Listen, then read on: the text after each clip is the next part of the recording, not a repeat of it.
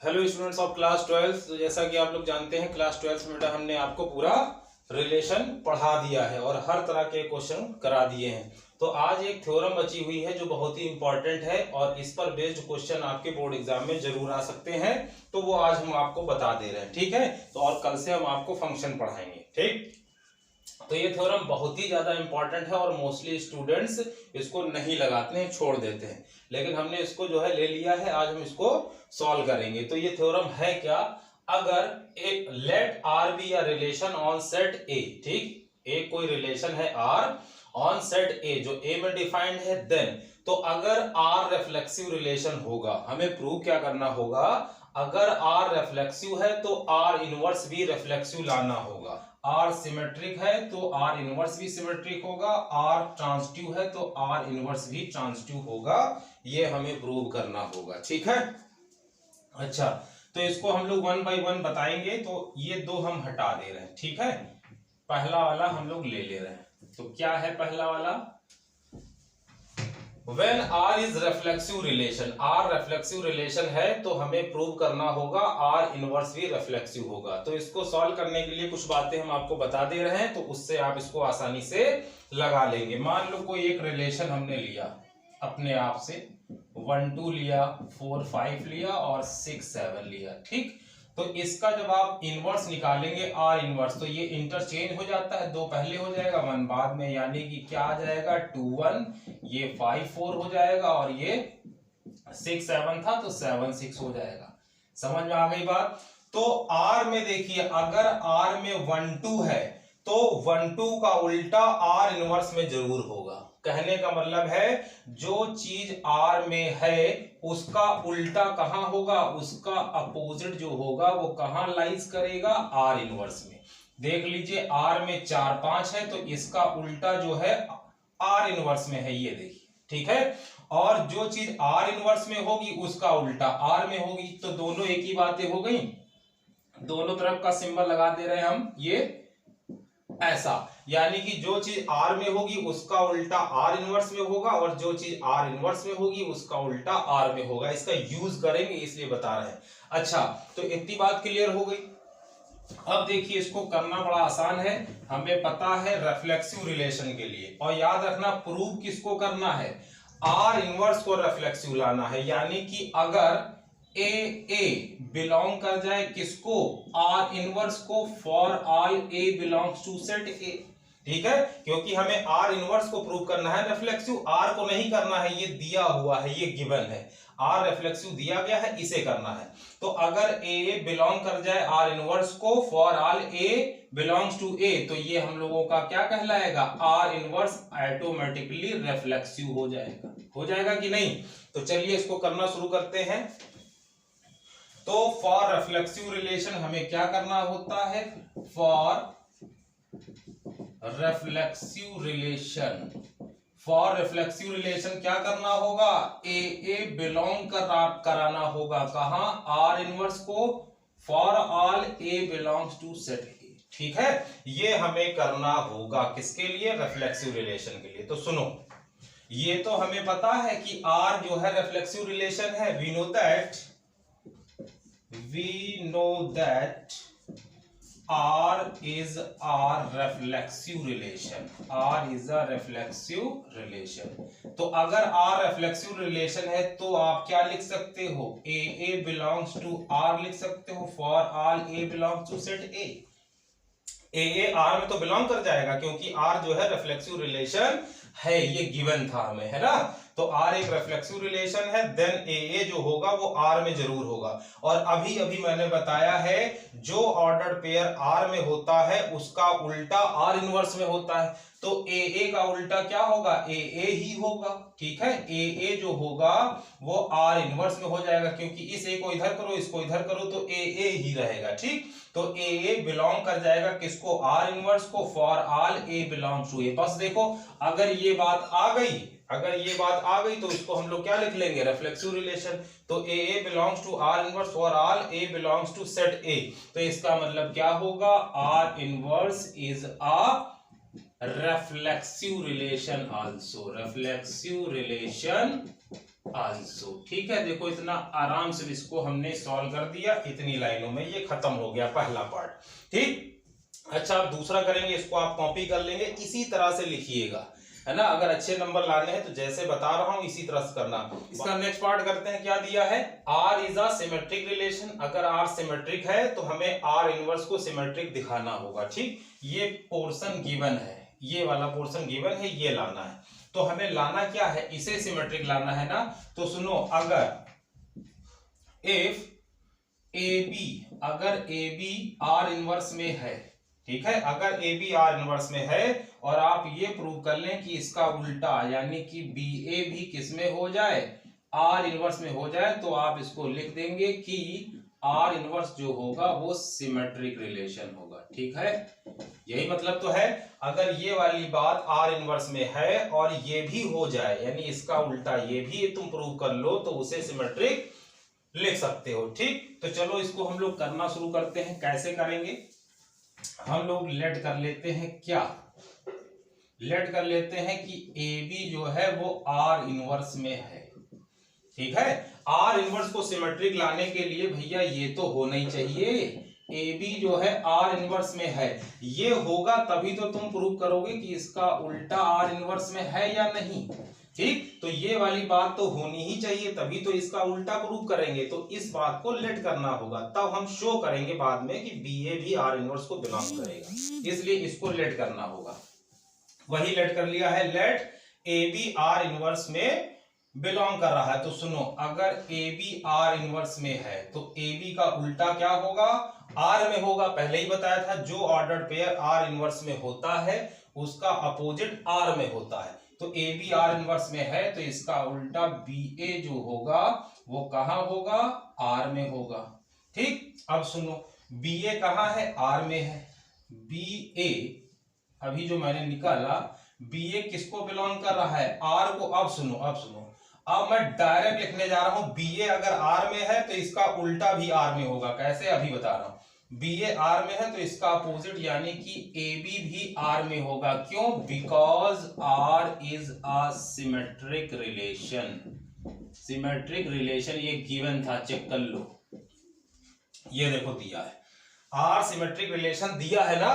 तो बी ए अगर आर में होगा, बी ए अगर आर में होगा तो इसका अपोजिट ए बी भी आर में होगा, क्योंकि आर एक सिमेट्रिक रिलेशन है। That's is given portion. ठीक है, जो गिवन था हमें दिया था। अब सुनो, ए बी अगर आर में है तो इसका अपोजिट आर इनवर्स में हो जाएगा। जो चीज आर में है उसका अपोजिट आर इनवर्स में होगा। तो ए बी आर में है, इसका अपोजिट कर दो, बी ए बिलोंग कर जाएगा किसको, आर इनवर्स को। अब इस बात को देखो और इस बात को देखो। ठीक है, क्या कह सकते हैं, नाउ वी कैन से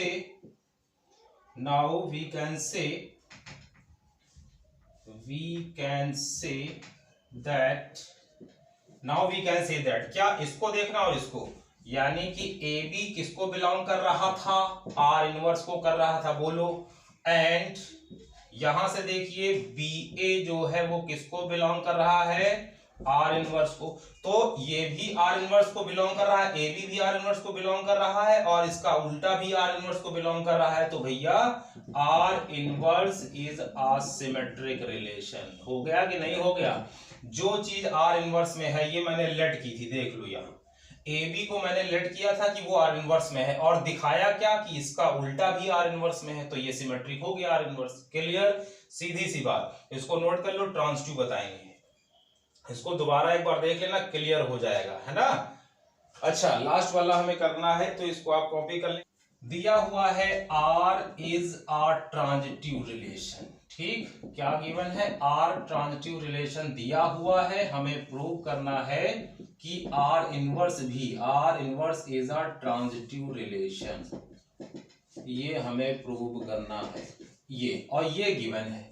ठीक, तो ये जो गिवन है इसका मतलब क्या होगा, आर ट्रांजिटिव दिया है ना, इसका मतलब होगा इफ ए बी बिलोंग करे आर को एंड बी सी बिलोंग करे आर को, तो ए सी भी कर जाएगा, ए सी भी बिलोंग कर जाएगा आर को। क्यों कर जाएगा, because R is a transitive relation. ये ध्यान रखना, ये हमने क्यों लिख दिया है, ये बात हमने क्यों लिख दी? अगर ए बी आर में है और बी सी आर में है तो ए सी भी आर में होगा। कैसे? देखो, ए बी आर में है और बी सी आर में है तो ए सी भी आर में हो गया। ये हमने क्यों लिख दिया? प्रूव नहीं किया है, हमने डायरेक्ट लिख दिया। क्यों लिख दिया? क्योंकि आर एक ट्रांजिटिव रिलेशन है। ये ट्रांजिटिव रिलेशन की प्रॉपर्टी होती है, डेफिनेशन होती है। क्लियर? अच्छा, तो ये तो गिवन था इसलिए लिख दिया। हमें प्रूव क्या करना है? सुनो, हमें प्रूव करना है कि आर इनवर्स ट्रांजिटिव है। क्या है? Are inverse transitive. तो हमें लेट क्या करना होगा? समझो इसको, हमें लेट करना होगा ए बी आर इनवर्स में हो and B C R inverse में हो। ये दोनों होने चाहिए। तो तुम क्या दिखाओगे? कि ये जो AC है, ये भी R इनवर्स को बिलोंग करेगा। तो इसे हमें शो करना है इस बात को। इसे हम लिख नहीं सकते हैं, इसलिए इसको हटा दे रहे हैं। ठीक है? ये और ये होता है, ये दोनों होंगे तभी चेक करोगे कि AC है या नहीं। तो ये दोनों होने चाहिए, मतलब ये दोनों लेट करना होगा कि ए बी आर इनवर्स में है और बी सी आर इनवर्स में है। ये दोनों बातें आपको लेट करनी होगी। और आप शो क्या करोगे कि ये जो AC है ये भी R इनवर्स में बिलोंग करेगा। बस ये ट्रांजिटिव हो जाएगा R इनवर्स। ठीक? अच्छा, तो ये दोनों बातें हमें लेट करनी होगी। इधर आराम से कर लेते हैं। लेट AB जो है वो बिलोंग कर रहा है किसको? R इनवर्स को। ये आपने लेट किया। एंड